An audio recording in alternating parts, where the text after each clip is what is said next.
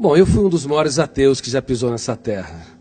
Creio que fui mais ateu do que Nietzsche, que escreveu sobre a morte de Deus, e inclusive Marx, que abordou que Deus, a busca por Deus, é o ópio que entorpece a mente humana. É provável que fui mais ateu do que Freud, do que Jean-Paul Sartre e Diderot. Como eu pesquiso uma das áreas que é considerada a última fronteira da ciência, o mundo onde nascem os pensamentos, para mim Deus era fruto do espetáculo das ideias, de um cérebro que não aceitava o seu fim, o seu caos, na solidão de um túmulo. E a teoria que eu desenvolvi como psiquiatra e pesquisador da psicologia, ela estuda o processo de construção de pensamentos e de formação de pensadores. Eu usei essa teoria para analisar como mentes brilhantes romperam o cárcere da inteligência e produziram novas ideias, como Freud, Einstein, Hegel, Kant, Agostinho, e assim por diante. E fui até esse homem mais famoso da história, chamado Jesus Cristo. Eu analisei os seus comportamentos, as suas reações e as entrelinhas das suas atitudes nos focos de tensão, nas suas 4 biografias, ou chamado Evangelhos, em várias versões. Eu esperava encontrar uma pessoa construída por um grupo de galileus que queriam produzir um herói para romper o jugo de Tibério César, que era o imperador romano. Mas fiquei perplexo, porque percebi que a sua personalidade é tão complexa e tão fascinante que não cabe no imaginário humano. Para você ter uma ideia, no exato momento em que ele foi negado por Pedro, ele olhou para o mais forte dos discípulos, e embora sendo golpeado pelas palavras que bradavam, eu não o conheço, eu nunca andei com esse Galileu, ele não faz parte da história, ele cativou-o com a sua retina e gritou sem dizer palavras. Na Fortaleza Antônia, ele quis dizer: eu te compreendo, eu te compreendo. Com seu olhar, ele economizou palavras, mas fez um discurso mais brilhante que o mais poético de todos os discursos. E quantas vezes você, pai, mãe, você, professor ou executivo, está diante de uma pessoa que falha, erra, e ao invés de simplesmente olhar e lhe dizer sem palavras: eu te compreendo, e nós julgamos, excluímos. Através de analisar o comportamento de Cristo nesse sentido, eu percebi que a sua inteligência, sua capacidade criativa, a capacidade de ser gestor da sua mente e protetor da sua emoção não tem precedente histórico. Assim, eu deixei de ser um ateu, um dos grandes ateus da história, e percebi que a procura por Deus não é um ato de pequenez intelectual, mas um ato inteligentíssimo. O senhor pesquisou sobre Jesus Cristo, homem.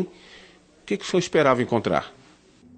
Quando eu pesquisei a humanidade de Jesus, esperava encontrar alguém que não brilhasse no caos, diante das perdas, das traições, das frustrações e decepções. Porque nós temos na psique humana, no nosso córtex cerebral, registrado zonas de conflitos, que eu chamo de janela killer. Killer no inglês quer dizer assassino. Quando nós entramos numa janela killer, o volume de ansiedade é tão grande que bloqueia milhares de outras janelas e o eu não consegue encontrar informações para dar respostas inteligentes em situações estressantes. É por isso que nos primeiros 30 segundos de tensão, de ansiedade, os pais cometem os maiores erros na relação com os filhos, bem como os professores, os amigos e as pessoas que se amam, marido e esposa. Eu esperava encontrar alguém que não brilhasse no drama, no deserto, nas tempestades.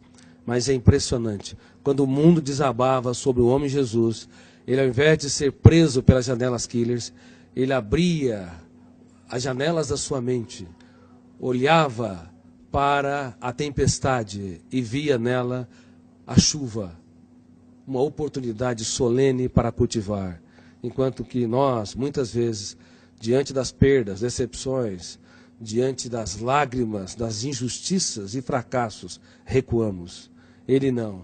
Ele cultivava as flores e usava suas mãos nesse processo.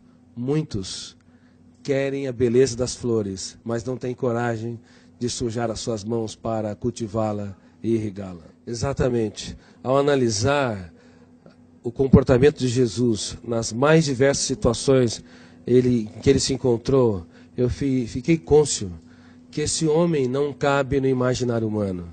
Somente alguém que é sobre-humano, filho de Deus, poderia ter as reações que teve nos mais dramáticos estímulos estressantes. Veja bem, no ato da traição, era de se esperar que ele fosse golpeado pelas zonas de conflito do medo ou da raiva, agredisse o seu traidor, ou se punisse e se achasse o mais derrotado dos seres humanos, porque foi traído pelo mais culto, o mais sereno, o mais tranquilo dos discípulos, Judas Iscariotes. Mas, ao invés de se punir ou punir o outro, ele olhou para o seu traidor e teve a coragem de dizer: amigo, para que vieste? Nunca na história um traidor tratou com tanta... Na história, um traidor foi tratado com tanta dignidade pela pessoa traída, indicando que Jesus não tinha medo, na verdade, de ser frustrado ou decepcionado. Ele tinha medo de perder um amigo. O que nos leva a compreender, do ponto de vista psiquiátrico, psicológico e sociológico, que um grande educador é aquele que aposta tudo que tem naqueles que pouco têm. É aqueles que têm coragem para se fazer pequeno, para tornar os pequenos grandes. E como eu digo no meu livro, Mentes Brilhantes, Mentes Treinadas, não é possível ter uma mente brilhante se nós não treinarmos a nossa criatividade, as habilidades da nossa psique, como a solidariedade, a capacidade de se colocar no lugar dos outros, a capacidade de investir naqueles que nos frustram, a capacidade de transformar as perdas numa oportunidade excelente para os melhores ganhos, e de usar as nossas lágrimas para desenvolver sabedoria. Por favor, não tenha medo dos dias mais tristes da sua vida. Você pode escrever os capítulos mais importantes da sua história quando o mundo desaba sobre si.